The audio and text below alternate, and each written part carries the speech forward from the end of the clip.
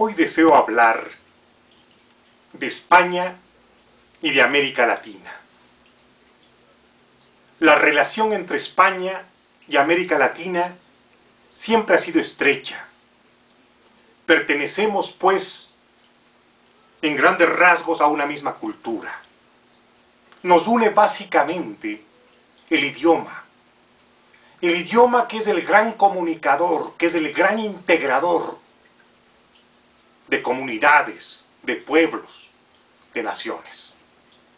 Pero así como tenemos poderosos acercamientos, tenemos con España poderosas y amplias diferencias.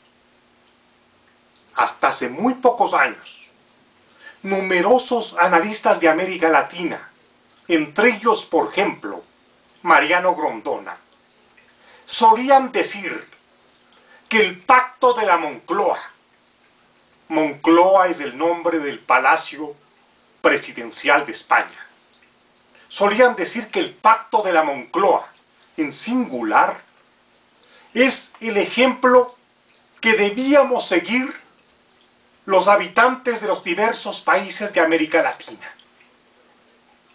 Yo en ese entonces, luego de constatar, de analizar, de ver el desarrollo de España, básicamente alcanzado en el gobierno del brillante Felipe González, desarrollo que continúa en el gobierno del menos brillante José María Aznar. Luego de analizar estos datos, yo pensaba que la Moncloa era un pacto necesario. Hoy, sin embargo, abiertamente le digo a la Moncloa, ¡stop!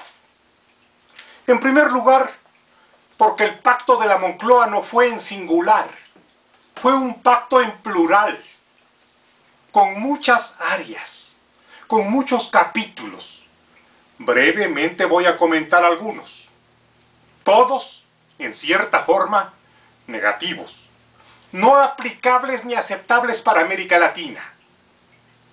El primero, en lo político, se permitió que Franco nombrase a un rey.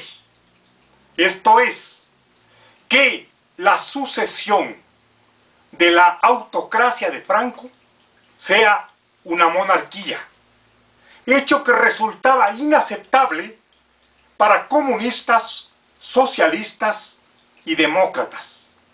Yo recuerdo ahora mismo, en este instante, los postulados valientes de ese hombre rojo, intelectual de primera línea, valiente, que era Eduardo Haro Teglet, el desayuno intelectual de Europa. Se oponía el pensamiento, el sentido común a una monarquía. Sin embargo, se aceptó la monarquía. No solo eso, en ese primer pacto de la Moncloa se aceptó que Juan Carlos de Borbón, el hombre designado por Franco, sea el nuevo rey. ¡Caramba, nuevo rey! Un hombre que había jurado seguir todos y cada uno de los lineamientos del franquismo. Pero se aceptó. Adicionalmente, hasta con el visto bueno de Santiago Carrillo, se hizo una concesión extrema: darle amnistía total al franquismo. Una amnistía que dura hasta ahora, el año 2012, toda vez que el juez internacional Baltasar Garzón está siendo ahora mismo perseguido por levantar las tapas de los ataúdes que ocultaron los represores más nefastos del franquismo. Todo esto en lo político. En lo económico hubo lo que aquí en América Latina se llama un paquetazo, un golparrón terrible. Por una parte, se prohibió el aumento de salarios. Se prohibió que se aproximen siquiera al monto de la inflación.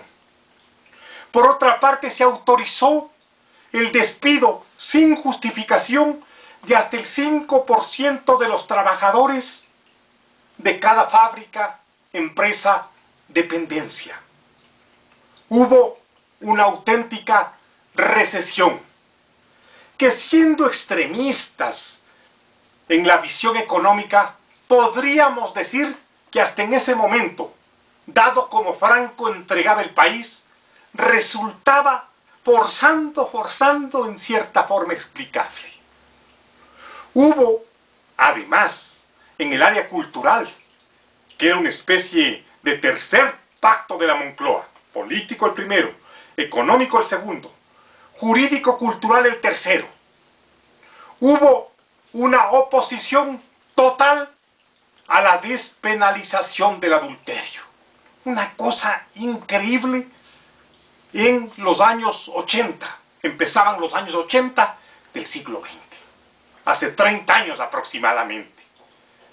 Hubo una oposición radical de parte del franquismo y de los supervivientes del franquismo, como el inteligente Manuel Fraga Iribarne. Tengo que admitir que era inteligente.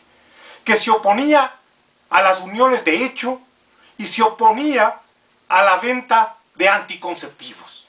Pero todas estas concesiones tuvieron que hacer los demócratas españoles, los socialistas españoles, para que se produzca el retorno a la democracia. Mi pregunta, ¿cabe que en América Latina renunciemos a los postulados más importantes que hemos ido cultivando a través y como lecciones de la historia? Desde luego que no. Yo no creo que en este momento debamos hacer pactos de la Moncloa, sino diálogos en función de las grandes metas trazadas. Como decía otro español brillante, el exdirector general de la UNESCO, Federico Mayor Zaragoza, América Latina está haciendo camino al andar, y está haciendo camino al andar en términos políticos económicos. Qué importante fue que el Mercosur se convierta en UNASUR. Qué importante es que se esté creando la Comunidad de Estados Latinoamericanos y del Caribe, que reemplace a la OEA. Qué importante es que se cree un banco con una moneda propia para América Latina. Es decir, esta integración es importante, es pragmática y es, además, originaria de la región, con los injertos propios y necesarios de la globalización, porque no cabe crear islas ni archipiélagos en el mundo contemporáneo. Esto es vital. A esto hay que agregar, además, que si bien los estados nacionales enfrentan problemas, divisiones graves, Argentina con los transportistas, con Hugo Moyano, Chile con los estudiantes y las universidades, Ecuador con una división del país que cada día parece que crece más, Colombia con la violencia, Chávez con otra división del país, México con el narcotráfico, Perú que quedó casi dividido en dos después de las elecciones.